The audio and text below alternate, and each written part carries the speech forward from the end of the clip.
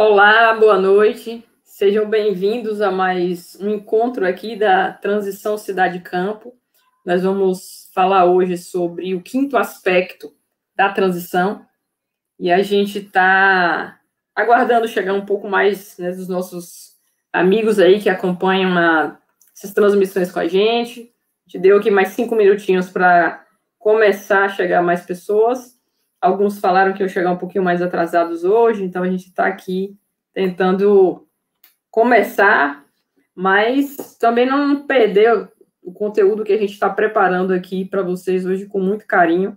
Um conteúdo muito rico sobre a parte de comercialização, a parte de mercado. Então, a gente quer agradecer a vocês aí que já chegaram, ao Ricardo, ao Bruno. A gente está com uma turma aí que está ansiosa por ver esse aspecto, um aspecto muito importante numa propriedade, saber qual de fato é o canal de comercialização que vai se utilizar para escoar a produção e de fato é a entrada de recurso na propriedade. Então, é um tema muito importante para a gente tratar aqui hoje. Eu quero convidar vocês que já estão aqui na descrição desse vídeo, a gente já colocou aí o link para se inscrever no nosso canal no YouTube. Nós estamos também com o Futuro Rural, já com Instagram e Facebook. Então, a gente convida vocês aí a estar se inscrevendo no nosso YouTube, no Instagram, no Facebook, porque a gente está colocando outros conteúdos aí complementares, conteúdos muito interessantes aí para quem está buscando conhecer mais sobre a questão da transição cidade-campo, tá? Então, estamos preparando com muito carinho aí para vocês esses materiais e a gente tem uma retrospectiva para fazer sobre o que já aconteceu até agora. Então, quem está chegando agora, nós temos feito o primeiro, segundo, terceiro encontro tratando de 4 aspectos da transição. No primeiro encontro, nós tratamos do estrutura, se ela é estrutura coletiva, se é estrutura individual. Qual a melhor forma de você estar fazendo essa transição para o campo? Qual a melhor estrutura? Qual o melhor formato a estar você escolhendo para você fazer essa transição? Falamos também dos critérios para a escolha de uma propriedade. Nós falamos de 14 critérios, né? A gente deu um geral sobre esses 14 critérios. Alguns de vocês entraram em contato com a gente e pediram, Geile, a gente precisa ouvir mais sobre esses critérios, a gente quer sendo um pouco mais detalhado esses critérios para a gente poder entender melhor, a gente quer comprar a propriedade, mas a gente não sabe como é que a gente pode estar interagindo com relação a isso, e a gente vai explicar ao final do conteúdo aqui do quinto aspecto, explicar um pouquinho mais para vocês o que a gente está preparando aí para vocês. Falamos no segundo encontro sobre a questão da agricultura familiar, mostramos que é uma profissão regulamentada, que tem benefícios, que tem uma legislação própria para a agricultura familiar e que é importante que vocês entendam para que vocês possam estar dando esse passo, nessa mudança aí para morar no campo, ser um agricultor familiar, qual o documento que lhe dá essa credencial de agricultor familiar, que lhe permite estar acessando os benefícios, as políticas públicas direcionadas para a agricultura familiar. A gente vai falar um pouco também hoje sobre a questão da mercado ligados à agricultura familiar, tá? Então, você precisa ter essa credencial para acessar esses mercados. A gente também comentou sobre a questão das oportunidades que existem de geração de renda para uma propriedade, para que vocês possam escolher quais essas alternativas de geração de renda. E agora a gente trata o quinto aspecto da transição cidade-campo, para tratar exatamente da parte de mercado. Então, hoje a gente vai falar de comercialização, fechando aí os 5 aspectos da transição cidade-campo. Eu trouxe aqui uma apresentação, e aí eu vou compartilhar essa apresentação aqui com vocês. Então, deixa eu trazer aqui, vamos lá. Então, hoje, o que é que a gente vai tratar hoje?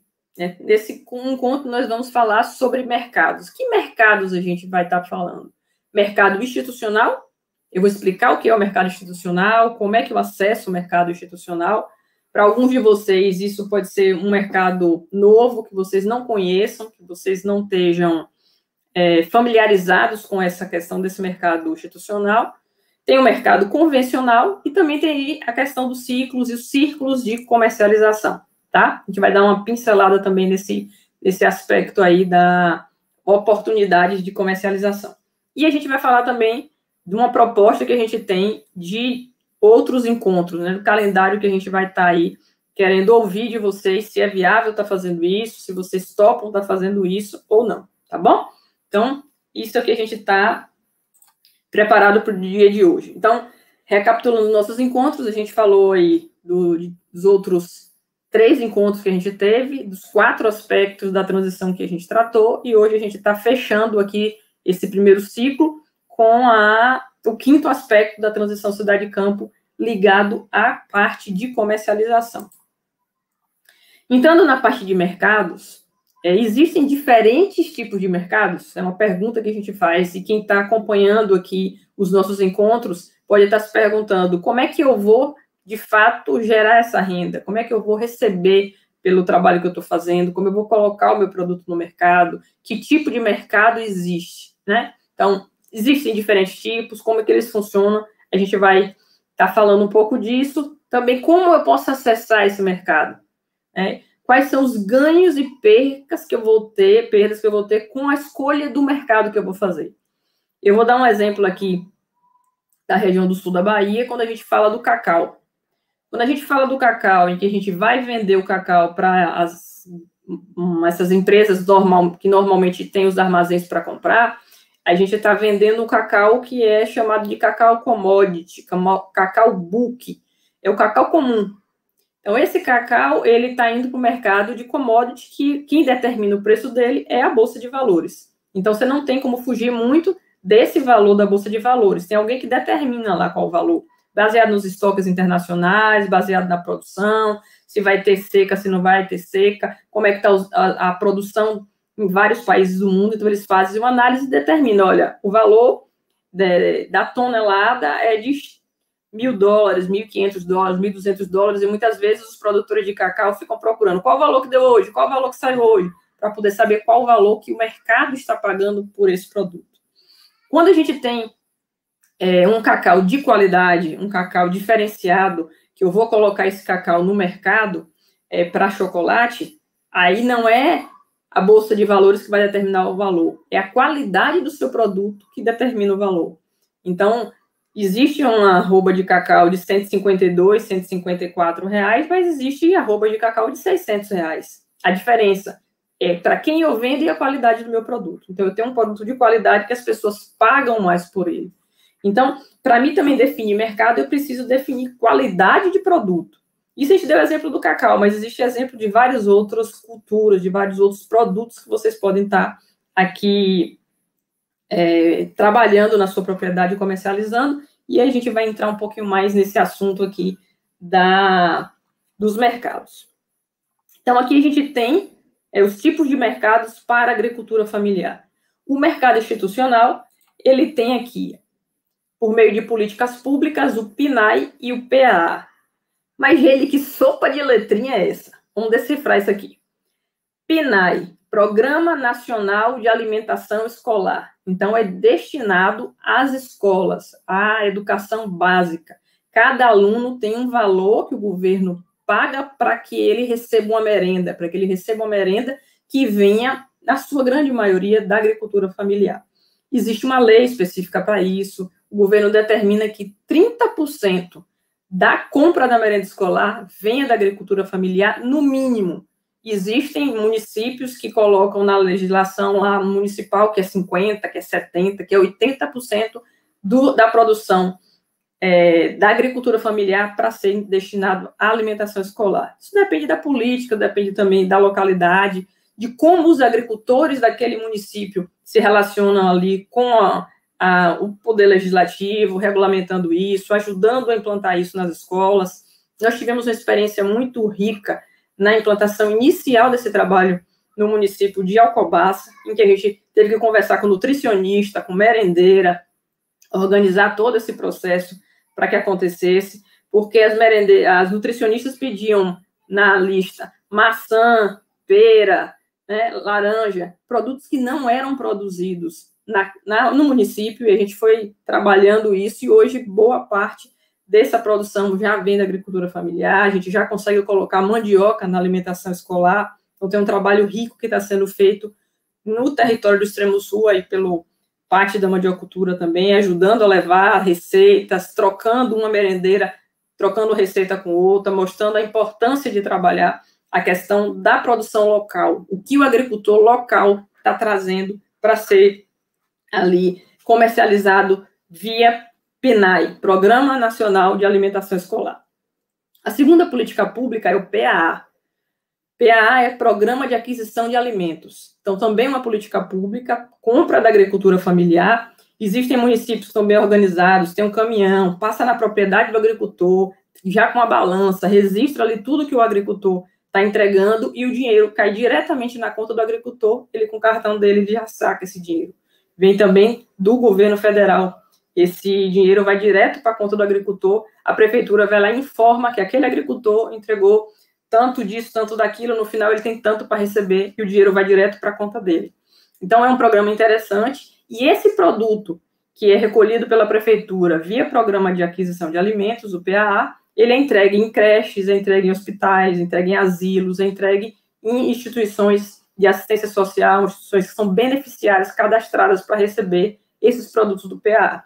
Então, é uma política pública muito interessante e que nós, agricultores familiares, tendo a DAP, né, que a gente falou no segundo encontro, a Declaração de Aptidão ao PRONAF, que é a credencial de agricultor familiar, eu posso me inserir nesse mercado, passar a ser fornecedor desse mercado, do mercado institucional relacionado às políticas públicas, e a gente está trazendo aqui 2 mercados para vocês, alimentação escolar e aquisição de alimentos para instituições de assistência social. E nós temos também aqui o mercado convencional, que é o que a gente está mais acostumado. Feira livre, supermercado, empresas processadoras, cesta deliveries, restaurantes e outros mercados que possam estar sendo comercializados também. Quando a gente fala de mercado convencional, nós temos a possibilidade de ter as feiras livres da agricultura familiar, separado da feira convencional. Podemos ter feiras agroecológicas com produtos que estão sendo produzidos livre de agrotóxicos, livre de veneno. Tem feiras orgânicas. Então, existem municípios que se organizam e têm suas feiras específicas para esse produto, para que o público possa comprar desse local, tendo segurança de quem é que está produzindo, de como é que esse produto está sendo feito. Então, existe essa possibilidade. Nem todos os municípios isso funciona, mas depende também da própria categoria, né, agricultor familiar, se organizar para buscar a abertura desses mercados, buscar ter essa possibilidade de comercialização, tendo essa configuração, né? Eu sou agroecológico, eu sou orgânico, você tem um espaço específico para você estar fazendo essa comercialização. Colocar um produto no supermercado não é uma tarefa fácil, é um processo mais complicado e é um processo, muitas vezes, penoso para o agricultor. Por quê? O tempo de pagamento é mais longo, às vezes leva 90 dias, às vezes você bota seu produto lá, o produto não é vendido, você tem que retirar, tem que repor. Então, é um processo mais complexo. Então, para começar, é melhor começar com outros canais de comercialização para depois chegar a um supermercado que tem uma exigência ainda maior. Mas é importante também esse canal de comercialização. Empresas processadoras, então, como a gente deu o exemplo do cacau bulk, cacau commodity, a gente vende aqui no sul da Bahia para o quê? Para as moageiras transformarem esse cacau em manteiga, em líquor, né? Em produtos para produção de chocolate. Tem empresas que processam uma mandioca, compram a mandioca para fazer a farinha, outras compram a mandioca para fazer a fécula, né? Tirar o amido. Então, existe uma série de empresas que compram matéria-prima. Então, depende do que você está decidindo fazer como geração de renda na sua propriedade. Nós temos aqui, como a gente falou no encontro passado, uma série de possibilidades de geração de renda. Então, a depender do que você definiu como a sua produção de geração de renda, vai definir também que mercado você pode estar acessando. E também existe a possibilidade de você fazer o contato direto com restaurantes, com pousadas, com cabanas de praia e fornecer também, ter uma sequência, uma frequência de entrega para essas pessoas com regularidade, com pedido já certinho. Tem uma cadeia também que você pode estar trabalhando para estar entregando esses produtos durante ao longo do ano, no caso dos restaurantes, e também quando você vai para o turismo, você tem aí a sazonalidade da temporada, mas também é um mercado muito interessante para ser trabalhado. Então, aqui a gente tem os tipos de mercados para agricultura familiar, o institucional e o convencional, tá? Então, é importante que vocês entendam que existem esses dois mercados, essas duas possibilidades, para que vocês possam estar avançando nessa caminhada aí. E para acessar o mercado institucional, preciso ter a documentação de agricultor familiar, eu preciso ter a credencial para estar participando dessa comercialização. Então, vamos ver aqui. A definição de mercado institucional. Ele é formado a partir da organização de programas de aquisição de alimentos da agricultura familiar, se constitui importantes alternativas de inclusão socioprodutiva da agricultura familiar. Então, o governo vendo que a importância da agricultura familiar, a maioria da alimentação que chega na mesa da população vem da agricultura familiar, isso fez com que houvesse um entendimento do governo de apoiar essa categoria, criando aí esse mercado institucional que precisa ser melhor trabalhado, a depender do município que você está, precisa estar fiscalizando o que é feito com o recurso da merenda escolar, verificando se está cumprindo o mínimo que a lei exige, que é os 30% de compra da alimentação da agricultura familiar, podendo negociar com o Poder Legislativo, como a gente já falou, para ampliar esse percentual, para que mais agricultores possam se inserir nesse mercado, você possa ofertar mais produtos para esse mercado também, tá? Então, esses mercados, você comercializa seus produtos de forma mais simplificada com as instituições públicas. Então, é possível você começar a fornecer para o governo sem ter uma licitação pela Lei 8666. No caso do mercado institucional, do PNAE, é uma chamada pública, que é mais simplificado para facilitar também que o agricultor familiar possa participar desse processo de fornecimento ao governo. Então, aqui, a PNAE, o mercado institucional PNAE, ele tem a lei aí 11.947, é uma lei de 2009, mas que ainda carece de implementação em muitos municípios. Aí tem prefeituras que tem pessoas que ainda não conhecem essa lei, que não sabem ainda operar essa lei. Então, é importante que você, que é agricultor familiar, estude esse processo, veja como é que funciona no seu município e também ajude a prefeitura do seu município a estar implantando essa lei, fazendo cumprir essa lei aí da agricultura familiar, relacionado a benefício para a agricultura familiar e também alimento de qualidade para botar na mesa dos alunos. É muito melhor você ter uma sopa, uma alimentação fresca produzida ali diariamente para entregar na alimentação escolar, do que você ter aqueles sucos de saquinho, você ter uma comida muito industrializada, e que vem de longe, que vem de outros lugares, para estar colocando na mesa da nossa criança aqui na alimentação básica nos municípios. Quem compra são as entidades executoras. Então, no caso do PNAE, você tem as secretarias estaduais de educação, as secretarias municipais de educação também, as escolas federais, todas elas compram produtos via PNAE, tá? Então, toda escola tem a sua política, seja a nível estadual, seja a nível municipal, para estar alimentando os seus alunos. E quem vende são os agricultores familiares que possuem DAP, como a gente falou, Declaração de Aptidão ao PRONAF. No caso do agricultor familiar, ele tem a DAP. No caso da associação, que esse agricultor familiar está vinculado, ele tem que ter a DAP jurídica. Então, eu tenho a DAP física para me vincular à DAP jurídica e poder estar fazendo a oferta via associação. Existem alguns lugares que estão fazendo compras direto do produtor sem a necessidade da associação. Já existem outros que exigem que você esteja vinculado a uma associação, o seu nome conste na DAP jurídica daquela associação, para que você possa estar fornecendo esse produto para alimentação escolar. Com relação ao PAA, é um mecanismo que permite que o governo compre produto da agricultura familiar, auxiliando nas etapas mais difíceis da comercialização. Existem localidades que têm o PAA, em que a gente tem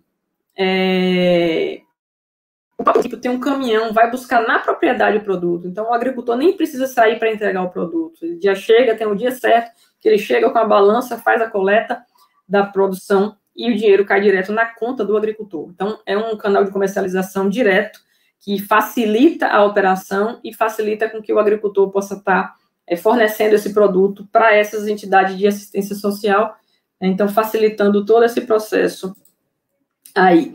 Da mesma forma, quem compra são as entidades executoras, nesse caso são aí estados, municípios, consórcios públicos, que podem estar fazendo essa compra, são as instituições que fazem a compra, e quem vende também são os agricultores familiares, que têm a DAP física e, eventualmente, também estão associados à DAP jurídica. Existem municípios que compram diretamente também do agricultor, só pela sua DAP física.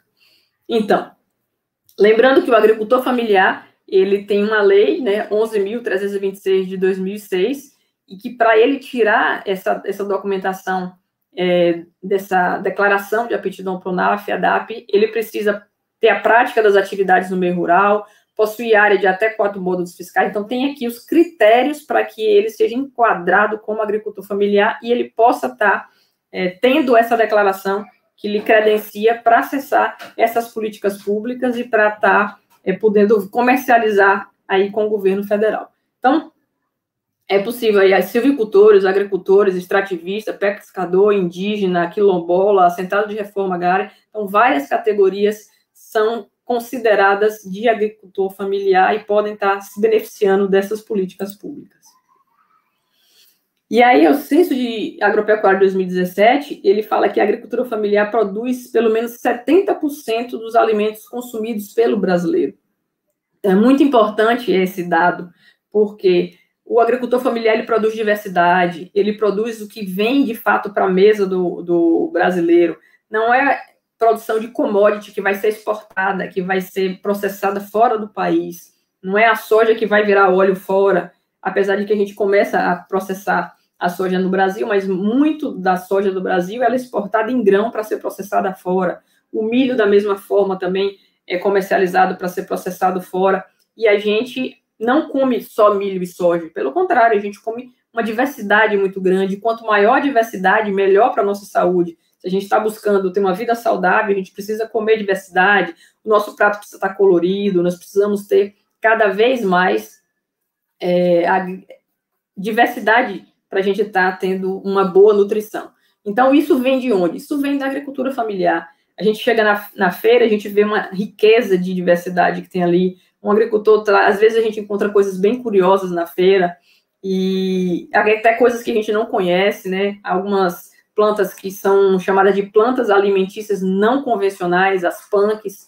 O agricultor familiar é quem produz. Isso não está ligado ao grande produtor rural, mas sim ao agricultor familiar. E aí vem a importância de a gente valorizar esses agricultores. E, normalmente, esses agricultores, eles estão aí vendendo nas feiras, conseguem ainda colocar no supermercado, mas é um mercado mais complexo de todos que estão colocados aí. As empresas processadoras, as cestas delivery.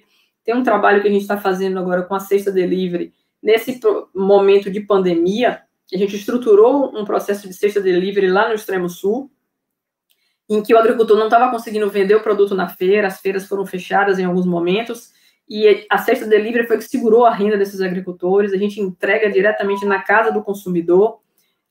Tem uma lista de 78 produtos, o consumidor escolhe ali, tem um valor mínimo, a gente estipulou ali R$30 no mínimo, e o consumidor pede, a gente faz a coleta do produto no agricultor, né, faz a montagem da cesta e entrega já na mão do cliente. Isso favoreceu a geração de renda. Nós já vendemos mais de 1.300 cestas, gerou mais de R$70 mil de renda nesse período de pandemia. Então, é um canal de comercialização interessante para ser explorado, para ser trabalhado. Precisa, muitas vezes, de um grupo de agricultores se juntar para poder ter um mix de produto maior, para que essa cesta seja mais interessante.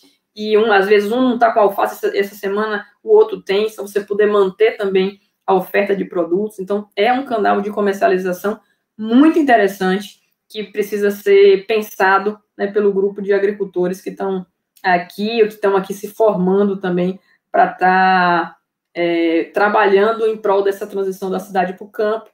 Aí vem a questão dos restaurantes. Tem restaurante que já sabe o que ele precisa para o mês, ele encomenda, ó, toda semana eu quero 10 quilos de tomate, 3 quilos de pepino, tantos disso, tanto daquilo, e você faz o escalonamento da sua produção para você conseguir entregar toda semana para esse restaurante. Você tem uma entrega certa, você fideliza esse cliente, você, às vezes, leva uma novidade para ele, tem que desenvolver relacionamento com esses clientes para que isso possa ser fortalecido e a gente consiga ter um bom andamento relacionado aos canais de comercialização que você está trabalhando.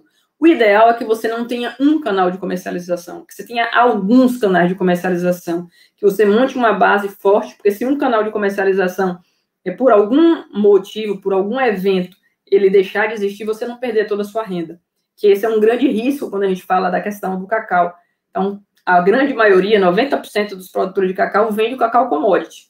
A bolsa que regula o preço, às vezes não está valendo a pena, está sendo mais caro produzir do que está conseguindo vender. Outras vezes, se uma moageira para de comprar, para quem você vai entregar esse produto? Por quê? É um cliente, né? Basicamente, você tem poucos clientes. Então, quando o agricultor está buscando sustentabilidade, ele quer ter garantia de geração de renda para sua família, quer trabalhar na sua propriedade com maior segurança, é importante que ele tenha vários canais de comercialização, né? Ter vários materiais para gerar renda, né? Várias formas de gerar renda e, ao mesmo tempo, você ter vários canais de comercialização também para que você tenha uma maior garantia de sustentabilidade. Uma outra coisa que é importante a gente conversar é sobre o caminho do desperdício no Brasil. Essa é um fator muito importante que a gente tem aqui relacionado a como a gente pode estar perdendo o produto ao longo do processo. Ao longo da saída da porteira até chegar ao consumidor. O que é que se perde, aonde se perde, como isso avança. Então, a gente tem aí 10% de todo o desperdício ocorre ainda na colheita. Então, quando eu colho o produto, se eu não acondiciono direito, eu não tenho um local direito para poder guardar esse produto, para ter cuidado com ele no processo da colheita até o local na propriedade onde eu armazeno inicialmente, eu posso já começar a ter perda nesse momento. Depois, eu tenho no transporte. Então, se o transporte também não for adequado, aqui a gente está vendo um exemplo de um caminhãozinho que ele está aberto, e as laranjas estão caindo dele aqui. À medida que o caminhão está andando, está caindo as laranjas aqui. Então, e aí você tem a maior parte da perda acontece nessa parte aqui, do manuseio do transporte. Nós temos a outra aqui nas ceasas, 30% é perdido aqui. Ocorre na central de abastecimento. Então, chega o produto, muitas vezes não é vendido dentro do prazo, ou cai, machuca, bate e vai se perdendo ao longo desse processo. E também é perdido nos supermercados e nos consumidores. Tem consumidor que chega e aperta o produto e deixa lá. Esse produto, outro chega e aperta também, daqui a pouco esse produto já não tem mais qualidade para estar comercializando. Então, a gente vai tendo perdas ao longo do processo. E a gente precisa estar buscando cada vez mais minimizar. Então, se eu vou produzir hortaliça, como é que eu vou acondicionar minha hortaliça desde a hora da colheita até o local onde eu vou fazer a limpeza dela, porque eu tenho que lavar, tirar a terra, tirar uma folha que está ali, que está estragada ou que não está bonita, para poder eu conseguir colocar nas sacolas, começar a fazer o processamento mínimo para poder fazer a entrega para o meu cliente. Então, todo esse processo precisa ser muito bem pensado para que a gente evite e diminua as perdas ao longo do caminho. Aí a gente vem aqui para o mercado convencional. Aí a gente tem sistemas insustentáveis nesse processo. Primeiro porque a agricultura convencional ela trabalha, em sua grande maioria, a monocultura. A monocultura, para que ela tenha uma boa produtividade, utiliza de insumos químicos em processos intensos. Então, eu uso adubo químico, aí eu tenho praga, eu vou com inseticida, eu vou aplicando, depois eu venho com herbicida. Então, eu tenho um acúmulo de produtos químicos. Para isso melhorar, eu troco a semente, eu boto um transgênico, né? Então, aumento o número de agrotóxicos, transgênico, criação intensiva de animais. Quando eu tenho muitos animais sendo trabalhados numa área de forma intensiva, eu tenho um processo de compactação do solo, então eu vou degradando o meu solo ao longo do tempo.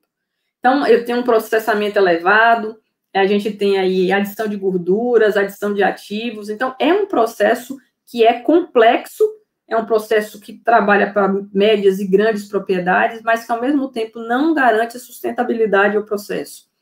A comercialização precisa ser feita em grandes quantidades, o lucro por unidade, por quilo ou por tonelada é baixo e eu preciso ter quantidade para poder ter um rendimento atrativo. O consumo não é sustentável e muitas vezes eu não estou tendo esse consumo para a própria população do meu país. Isso está sendo para ser comercializado fora, para ser exportado. Então, é elevado o desperdício de alimentos, de energia e de água. Então, é um processo que tende a trabalhar a grandes áreas, mas ao mesmo tempo com pouca sustentabilidade. Quando eu venho para o mercado de um sistema sustentável, eu trabalho com agroecologia, é agricultura familiar, eu diversifico a minha produção, eu não tenho um produto só, eu tenho alguns produtos que eu estou trabalhando para que a gente consiga ter diversidade e também ter outros canais de comercialização, outras formas de estar trabalhando, para que eu tenha sustentabilidade no meu processo.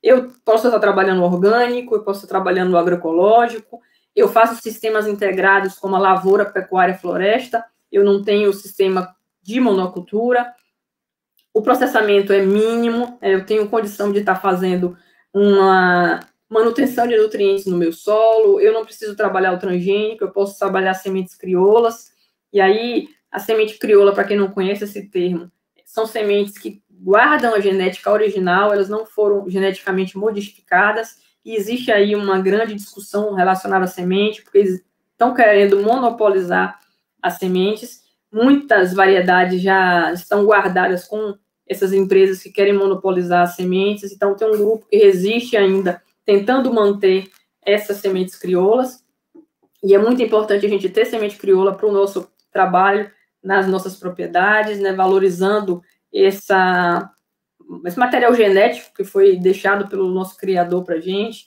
poder ter diversidade de feijões, diversidade de milhos, diversidade de tudo que for possível.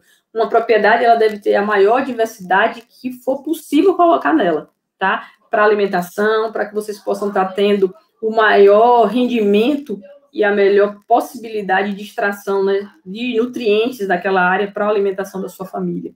Então, nesse caso do mercado que busca sustentabilidade, os sistemas mais sustentáveis, a gente tem um comércio justo, a gente busca a valorização do produto e do produtor, acesso a produtos saudáveis, então a gente tem uma configuração aí muito maior, muito melhor, e está ligado à agricultura familiar, que é o que a gente precisa valorizar, que é o trabalho que a gente está fazendo aqui com esse grupo que está aqui junto, né? Essa turma que está aqui está buscando exatamente isso, uma agricultura mais saudável, uma produção de alimentos, saber o que você está dando para a sua família, e é isso que a gente está buscando com esse processo aqui.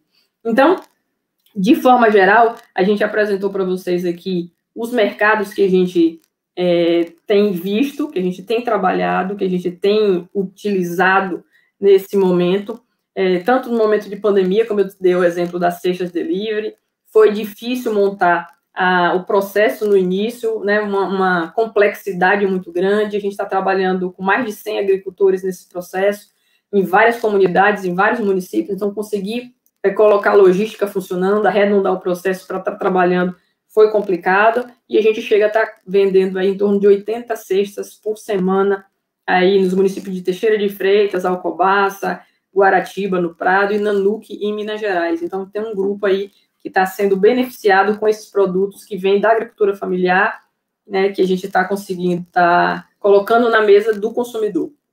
Então, tem mercado para isso? Tem. Alguém já falou aqui, acho que foi Itana falou, creio que essa cesta de delivery continua em alta após a pandemia.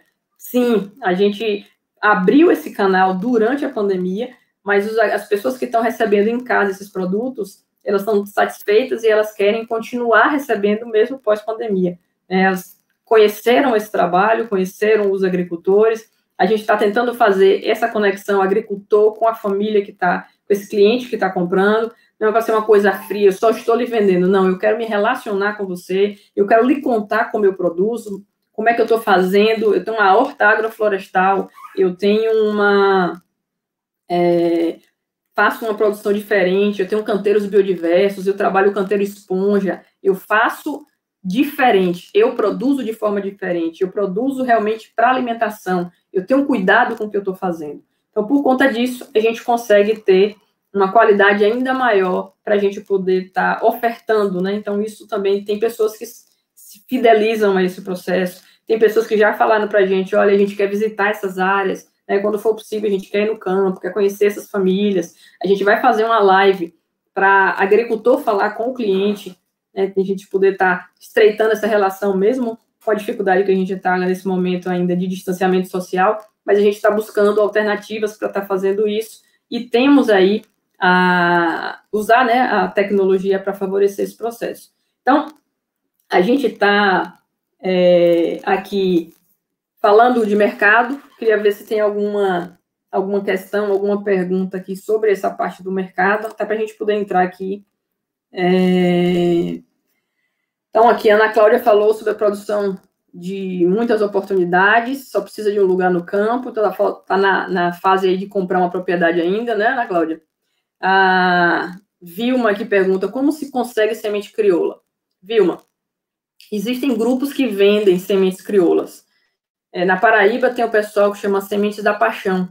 Então, a gente pode, em determinadas épocas, a gente consegue comprar essas sementes crioulas na mão desses agricultores que produzem essa semente crioula.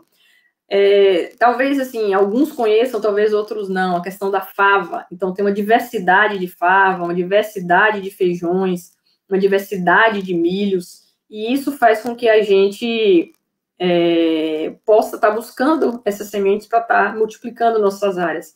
Normalmente, a gente consegue pouca semente desse processo das sementes crioulas para que a gente multiplique e depois a gente consiga plantar. Então, no primeiro momento, é um pouco para multiplicação. Quando a gente tem também Congresso Brasileiro de Agroecologia, o ano passado eu tive no Congresso, eu tive a oportunidade de estar também trocando semente, adquirindo semente, que são sementes que vêm desse processo de semente crioula. Então, na internet, se você pesquisar, tem alguns grupos no Facebook que fazem essa comunicação. Olha, hoje eu tenho semente disso, aí outro, eu tenho daquilo, e aí consegue comprar um pouco. Não são grandes quantidades, não dá para a gente dizer, eu quero plantar 1 hectare de determinada semente. É difícil de conseguir material para grandes áreas, né? Até para 1 hectare, que não é uma grande área, mas é uma área já considerável, não é tão fácil. Mas a gente consegue um pouco de semente, às vezes 1 litro, 2 litros, a gente planta, e aí depois a gente vai ter essa semente multiplicada para estar aumentando o plantio na nossa cidade. Chegou aqui a pergunta de Ricardo Júnior, você vai falar sobre produção de mel de abelha sem ferrão? A gente pode falar, Ricardo, num outro momento. Hoje a gente não trouxe essa informação, a gente está falando só de mercado, mas a abelha sem ferrão eu faço junto com o meu esposo. A gente tem um meliponário, a gente está com mais de 80 colmeias de abelha sem ferrão. Elas são super importantes pela polinização que elas fazem em sistemas agroflorestais, além, né, da produção do própolis, além da produção do mel. A multiplicação das colmeias, a gente tem feito um trabalho, é uma atividade super prazerosa, né, é uma terapia de trabalhar com as abelhas sem ferrão. A gente tem trabalhado com a uruçu amarela, com a uruçu nordestina, então a gente pode sim compartilhar um pouco mais de informação sobre a abelha sem ferrão também. Eu posso trazer algumas fotos do nosso meliponário para vocês conhecerem. E é importante, quando a gente pensa em fazer sistemas agroflorestais, fazer hortas em sistemas agroflorestais, é importante a gente ter quem poliniza. E aí as abelhas sem ferrão, elas entram perfeitamente nesse processo, complementam esse processo, porque elas vão estar cumprindo esse papel de polinizar e, ao mesmo tempo, ela não tem ferrão, então não tem risco, né? A gente tem trabalhando para a gente, né? Trabalhadores gratuitos para a gente fazendo a polinização. Geili, abelha sem ferrão para polinização faz diferença? Eu digo para vocês, faz e muita. Existem já pessoas que produzem café, que estão alugando abelhas. Um dos serviços da abelha sem ferrão está sendo ser alugada para polinização de áreas de café, para polinização de fruteiras, para polinização. Então, você tem a sua caixa, a caixa é sua, e aí o dono daquela área paga para mensalidade para você deixar naquele mês a sua colmeia lá, polinizando a área dele, depois você retira e retorna com a sua colmeia. Lucratividade da abelha sem ferrão. Nesse momento, a maior lucratividade da abelha sem ferrão está sendo na comercialização de colmeias. Então, tem muita gente hoje começando a despertar para essa atividade e é onde você consegue estar tendo a maior rentabilidade nesse momento. O mel da abelha sem ferrão, a produção não é tão grande comparado com a abelha com ferrão, das apis, né? A gente está nas meliponas, e esse mel ele tem um valor agregado bem mais alto, e aí o mercado ainda não está muito acostumado, existe pouca disponibilidade. O que é que nós temos feito hoje? Nós estamos multiplicando nossas colmeias, a gente quer ter uma quantidade de colmeias maiores, e também a gente está utilizando muito própolis, tá? Então, o geoprópolis a gente está utilizando, tem mercado para o geoprópolis. Na pandemia, agora, muita gente estava buscando própolis, então houve uma demanda muito grande a produção de própolis que a gente está trabalhando nesse processo, tá? Então, dependendo de como você vai trabalhar o seu meliponário, ele pode sim ter renda, mas nesse momento, o que eu tenho visto de melhor rentabilidade tem sido na venda de colmeias. Venda de colmeia hoje, da abelha uruçu nordestina, uruçu amarela, é em torno de 900 a R$1.000 a colmeia, tá? Então, tem sido onde as pessoas estão tendo maior lucratividade nesse momento. Bom, pessoal, mais alguma pergunta? Alguém tem mais alguma coisa relacionada aqui à parte do mercado? Acho que até agora não, né? Então, vamos falar aqui, então, sobre os nossos encontros, o que a gente tem aqui nesse momento. Vamos lá. Nós tivemos, até agora, 4 encontros. O primeiro foi no dia 6 de agosto, o segundo foi no dia 3 de setembro, depois 17 de setembro e hoje, 1º de outubro. Tá? Então, a gente teve 4 encontros. No primeiro encontro, eu falei um pouco da minha história, falei que era Polímata, o que é a plataforma Futuro Rural. A gente trabalhou a questão das estruturas coletivas individuais e também os critérios para a compra de uma propriedade, né? A gente dividiu ali em aspectos bióticos e abióticos, e a gente falou um pouco sobre esses critérios. No terceiro encontro, nós falamos sobre agricultura convencional, agroecologia, fizemos a conceitualização desses métodos de produção e também da agricultura familiar.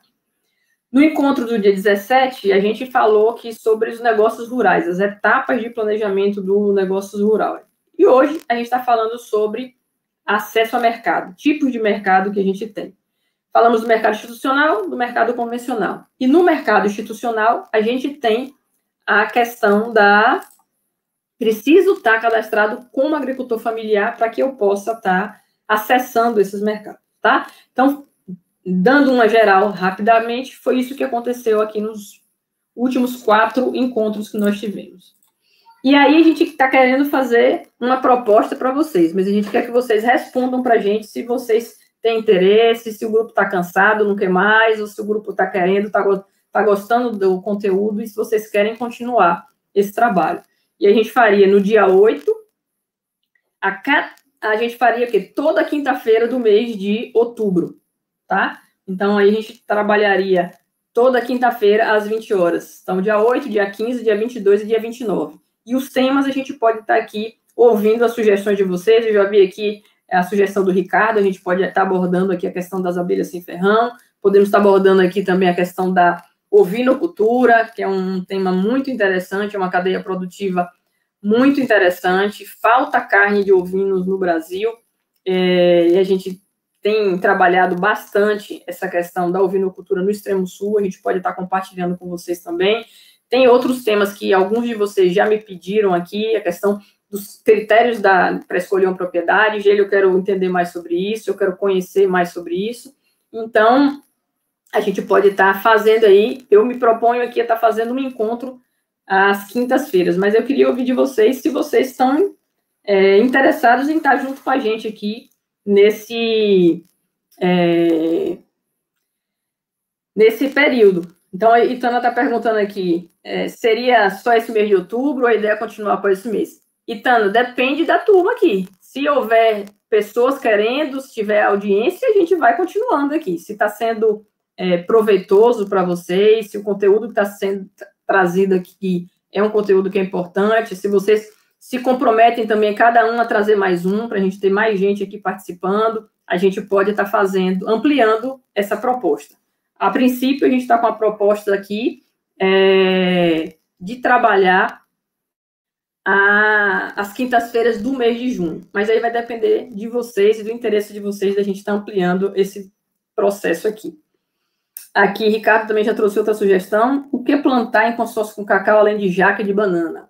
Ótimo, ótima sugestão. A gente pode estar abordando esse tema aqui, Ricardo, trazer inclusive os desenhos, trazer aqui as sugestões de consórcios para a gente estar discutindo aqui com vocês nos próximos encontros. São temas, esses temas, isso que vocês estão trazendo para a gente agora, é importante para que a gente possa estar preparando esses conteúdos para estar trazendo nos próximos encontros. A gente está fazendo a proposta, mas a gente também está dando aqui a oportunidade de vocês estarem sugerindo temas do interesse de vocês para a gente estar trazendo aqui, tá? A Laísa gostou, toda quinta-feira do mês a gente pode estar fazendo isso aqui, tá? A gente vai mandar uma enquete para vocês, uma pesquisa. Fiquem atentos aí no grupo do WhatsApp, no Telegram, no e-mail. Vamos mandar uma pesquisa para que a gente possa estar refinando aí os temas. Então, assim, quanto mais votos tiver sobre aquele tema, mais prioritário esse tema vai ser para a gente estar aqui abordando nos próximos encontros. Combinado? Ok, gostaria de aprender mais sobre o manejo agroecológico de uma área de cacau já consolidada. Ótimo. Inclusive, quando a gente tem uma área de cacau que está no manejo agroecológico, quando eu tenho um cacau fazendo a fermentação adequada, eu posso conseguir mercados diferentes para comercializar esse cacau. Existem já, hoje, trabalhos muito interessantes nessa área de cacau de qualidade, agroecológico, orgânico. Existem formas também de estar certificando a área para colocar esse cacau também como um cacau orgânico. Também você tem sobrepreço, você melhora o preço da sua arroba de cacau.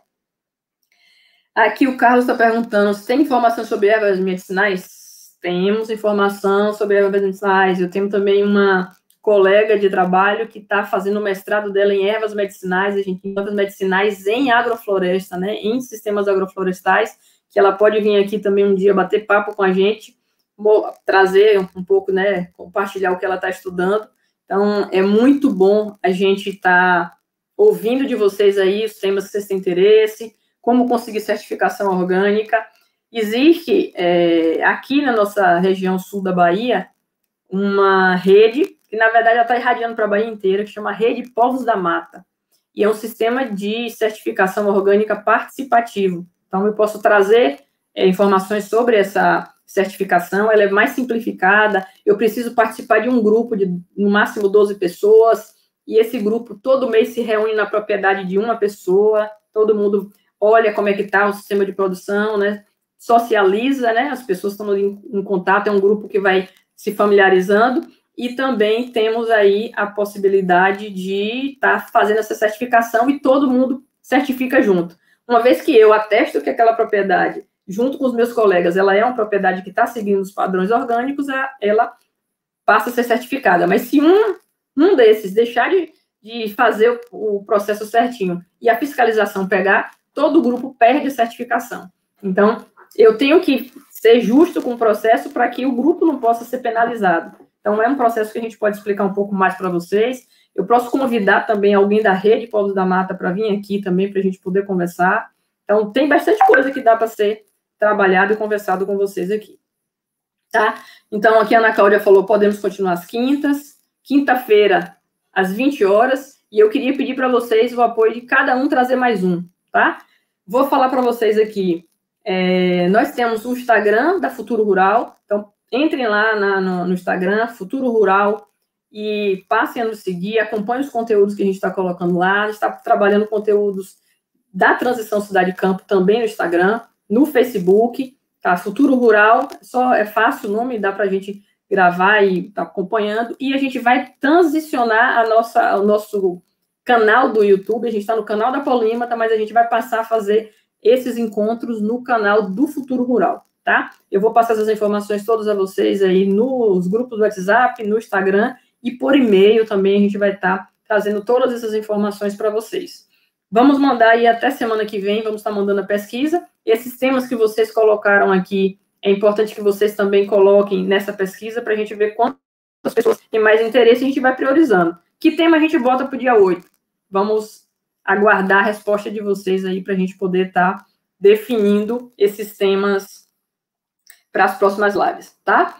É importante também que vocês façam a inscrição, né? Então, é futurorural.com.br/inscrição. Quem não se inscreveu ainda, se inscreva na nossa comunidade, porque os temas que a gente tiver, as informações que a gente tiver, a gente manda primeiro para esse grupo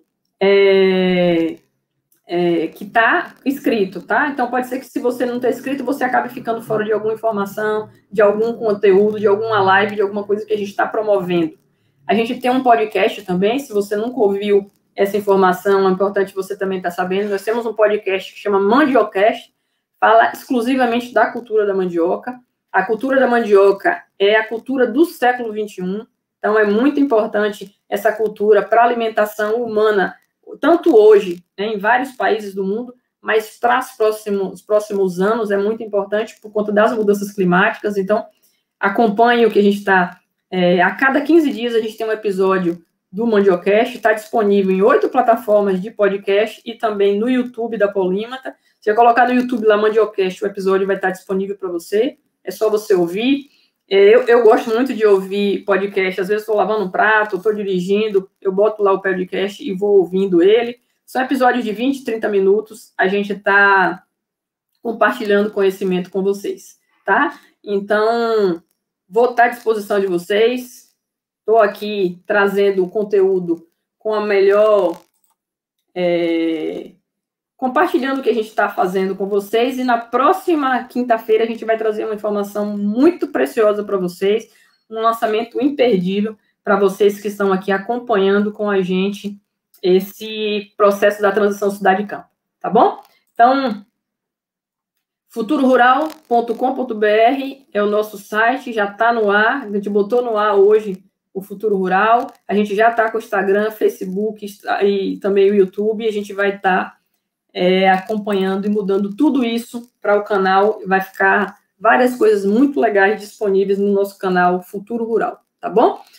Eu vou me despedindo de vocês aqui, agradecer por vocês que estão aqui junto com a gente, por vocês estarem dando, né, para a gente direção aí com relação a continuar ou não esses encontros aqui. Vocês toparam, então eu fico feliz que vocês toparam da gente continuar. Estou ouvindo aqui de vocês temas, a gente está anotando isso aqui para a gente poder estar trazendo nas próximas lives. Vou pedir o apoio de vocês para responder a pesquisa que a gente vai mandar.